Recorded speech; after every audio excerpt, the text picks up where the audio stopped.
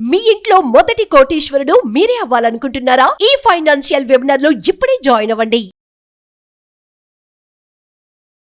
నమస్తే, welcome back to Suman TV. నేను మీ సంజయ్. ఈరోజు మనతో పాటు ఉన్నారు యాంప్ registered mutual fund distributor P S Chandrashekar గారు. సార్తో మాట్లాడి మ్యూచువల్ ఫండ్స్ గురించి, ఎస్ఐపి ఇన్వెస్ట్మెంట్స్ గురించి కొన్ని వివరాలు తెలుసుకుందాం.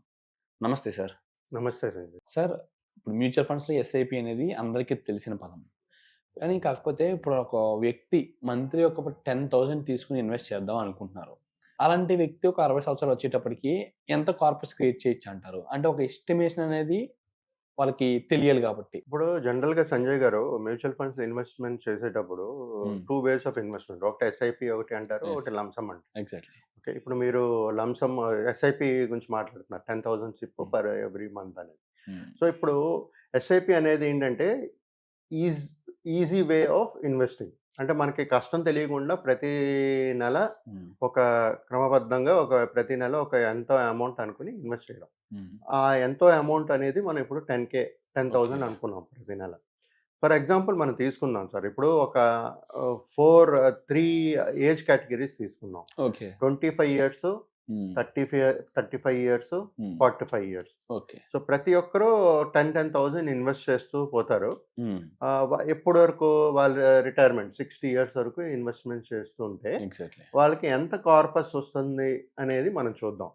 సో ఆ వచ్చే కార్పస్ వాళ్ళకి సరిపోతుందా లేదా చూసుకుని దాని ప్రకారంగా వాళ్ళు ప్లాన్ చేసుకుంటూ పోవాలి. ఎగ్జాక్ట్లీ. ఓకే, సో ఇప్పుడు 25 ఇయర్స్ ఒక అబ్బాయిని తీసుకున్నాం సార్, ఎర్నింగ్ సంపాదిస్తున్నారు. ప్రతి నెల 10,000 ఎగ్జాక్ట్లీ. ఓకే ఇన్వెస్ట్ చేస్తూ ఎస్ఐపి చేస్తూ స్టార్ట్ చేశారు. 35 ఇయర్స్ వరకు ఇన్వెస్ట్ చేస్తూ వెళ్ళారు. ఎగ్జాక్ట్లీ. అంటే 25 + 35 అంటే 60 ఇయర్స్. ఎగ్జాక్ట్లీ 60 ఇయర్స్ దగ్గర రిటైర్మెంట్ అని అనుకుందాం. ఇప్పుడు మనం చూసేదాన్ని 60 ఇయర్స్ వరకు. Okay sir. ఓకే, ఇక్కడ రిటర్న్స్ 12% తీసుకుందాం. 12% రిటర్న్ తీసుకుంటే 10,000 సిప్ వేశారు. ఓకే, 35 ఇయర్స్ ఇన్వెస్ట్ చేసేటప్పుడు ఆయనకు వచ్చే corpus maturity value 6.4 crores. 6.4 crores. 35 సంవత్సరాలు ఇన్వెస్ట్ చేస్తున్నారు. ఓకే. ఓకే, సో ఇప్పుడు 35 సంవత్సరాలు తీసుకుందాం. Okay sir. అంటే డిలేడ్ బై 10 ఇయర్స్. అంటే 25 ఇయర్స్కి స్టార్ట్ చేయకపోగా 35 ఇయర్స్కి స్టార్ట్ చేశాడు. ఓకే. బట్ అమౌంట్ సేమే. ఇక్కడ ఇన్వెస్ట్ చేసిన టెన్యూర్ ఏంటంటే 25 ఇయర్స్ చేస్తున్నాడు. Okay, time 25 years. టైం తగ్గిపోయింది. ఓకే, 35 ఇయర్స్ ముందు 25 సంవత్సరాలు 35 సంవత్సరాలు చేశారు. ఎగ్జాక్ట్లీ. ఇప్పుడు ఇక్కడ 35 సంవత్సరాల పర్సన్ 25 సంవత్సరాలకి ఇన్వెస్ట్ చేస్తున్నాడు. Okay sir. ఓకే, ఇన్వెస్ట్ చేస్తున్నాడు, 10,000 చేస్తున్నారు. 12% రిటర్న్స్ తీసుకుందాం. రిటర్న్స్ తీసుకుంటే ఇక్కడ ఆయనకు వచ్చే మెచ్యూరిటీ వాల్యూ ఏమో 1.9 crores. 1.9 crores. 1.9 crores. చూడండి, ఒక 10 సంవత్సరాలకి డిఫరెన్స్కి 10 సంవత్సరాల డిఫరెన్స్ కదా. 4.5 crores. 25 ఇయర్స్ స్టార్ట్ చేసినప్పుడు 35 ఇయర్స్ ఇన్వెస్ట్ చేశాడు. ఆయనకు వచ్చేది ఎంత? 6.4 crores. అవును. 10 సంవత్సరాలు తగ్గిపోయింది అంతే. Same amount, same returns. 10,000 SIP, 12% returns. కానీ ఇక్కడ ఆయన సమయం తగ్గిపోయింది, 10 ఇయర్స్ తగ్గిపోయింది. 25 ఇయర్స్కే ఇన్వెస్ట్ చేశారు. ఇన్వెస్ట్ చేసేటప్పుడు 1.9 crores అంటే ఎన్ని టైమ్స్? 2 crores అనుకోండి. 1.9 అంటే 2 crores అనుకోండి. 3, 4, 5, 6, 4 crores is getting lesser than 4.9 crores. 4 crores తక్కువ వస్తుంది అండి. 10 years 10 ఇయర్స్ లేట్గా స్టార్ట్ చేయడం వల్ల. ఇప్పుడు మనం 45 ఇయర్స్ తీసుకుందాం. 45 ఇయర్స్ లో స్టార్ట్ చేశారు, 15 ఇయర్స్ ఇన్వెస్ట్ చేశారు. Okay. Okay, so 12% returns, 10,000 SIP. So ఇక్కడ ఆయనకు వచ్చే మెచ్యూరిటీ వాల్యూ 51 lakhs. 51 lakhs సరిపోతుందంటారా? ఇప్పుడు మనం సార్ సంజయ్ గారు, ఇప్పుడు మనం ప్రతిసారి మనం ఏం మాట్లాడుకుంటుంటాం అంటే 1 కోటి 2 కోట్లు కార్పస్ క్రియేట్ చేయడం ఎలాగా, ఎస్ఐపి చేయాలా, లంసమ్ చేయాలా, ఎలాగ ఇన్వెస్ట్ చేయాలా అని మాట్లాడుకుంటాం. ఎగ్జాక్ట్లీ. ఇప్పుడు ఎగ్జాంపుల్స్ తీసుకుంటే ఇప్పుడు 25, 35, 45 తీసుకుంటే ఎంత డిఫరెన్స్ చూడండి. 35 ఇయర్స్ ఇన్వెస్ట్ చేసిన వాళ్ళు 10,000లో 6.4. ఓకే, 25 ఇయర్స్ ఇన్వెస్ట్ చేసిన వాళ్ళు 1.9, అంటే 4 కోట్లు తక్కువ. ఇప్పుడు అదే 15 ఇయర్స్ ఇన్వెస్ట్ చేశారు, 45 ఇయర్స్ ఏజ్, ఎగ్జాక్ట్లీ 15 ఇయర్స్ చేశారు, 51 lakhs. ₹1 కూడా టచ్ అవ్వలే. ఎగ్జాక్ట్లీ. సో ఇక్కడ ఏంటంటే మనం ఒక వెల్త్ క్రియేట్ చేసుకోవాలి అనుకున్నప్పుడు త్వరగా స్టార్ట్ చేయండి. మీరు ఎప్పుడైతే సొంతగా ఎర్నింగ్స్ చేయగలుగుతారో అప్పటి నుంచే స్టార్ట్ చేయండి. లేదంటే మీకు ఇచ్చే పాకెట్ మనీతోనే స్టార్ట్ చేయండి. ₹1000 అయినా సరే. ఎగ్జాక్ట్లీ. మీకు అప్పుడు 35 సంవత్సరాలు కాదు, 60 సంవత్సరాలకు మీకు మీ మీ 50 సంవత్సరాలు కూడా మీరు ఇన్వెస్ట్ చేయొచ్చు.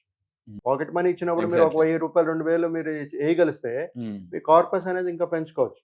సో ఇక్కడ చెప్పేది ఏంటంటే సార్, ఇన్వెస్ట్మెంట్లో ఎప్పుడు త్వరగా స్టార్ట్ చేయాలి.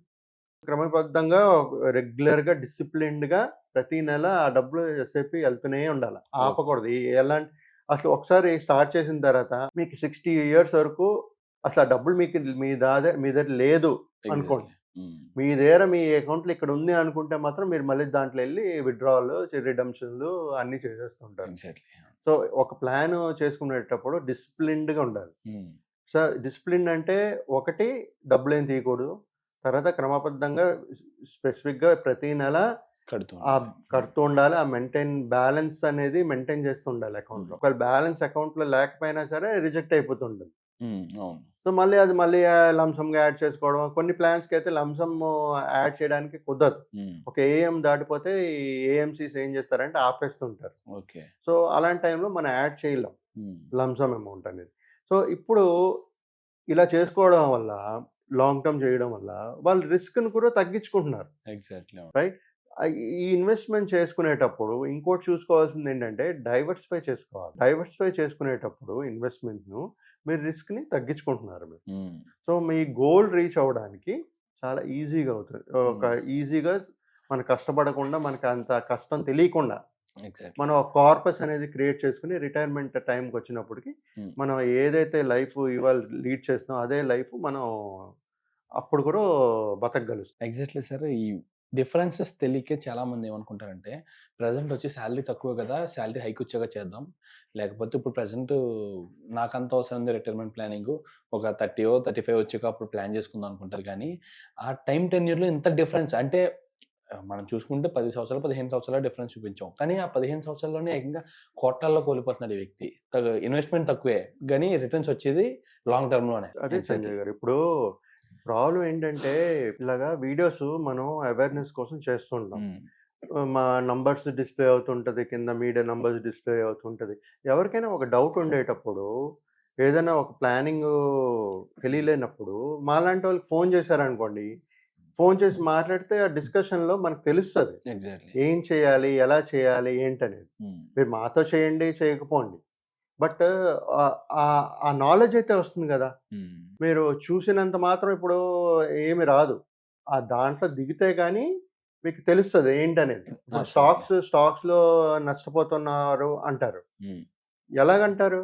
అలా స్టాక్స్ కొని నష్టపోతేనే కదా తెలిసింది వాళ్ళకి నష్టపోతున్నారని. బయట వాళ్ళు నష్టపోతున్నారని చెప్పడం వేరు, మీరు పెట్టి టేస్ట్ చూడడం వేరు. అంతేనా? సో ఈ మ్యూచువల్ ఫండ్స్ అనేది long term strategy. 12% to 15% returns అనేది హిస్టరీ చూపిస్తుంది జనరేట్ చేసేటట్టుగా. సో ఆ 12% అనేది తీసుకుని ఇన్వెస్ట్మెంట్ చేసుకుని లాంగర్ టెన్యూర్ ప్లాన్ చేసుకుంటే, చిన్న అమౌంట్ అయినా సరే లాంగర్ టెన్యూర్ ఉంటే మీకు వెల్త్ అనేది క్రియేట్ అవుతుంది. Thank you sir. Thank you very much sir. Thank you అండి.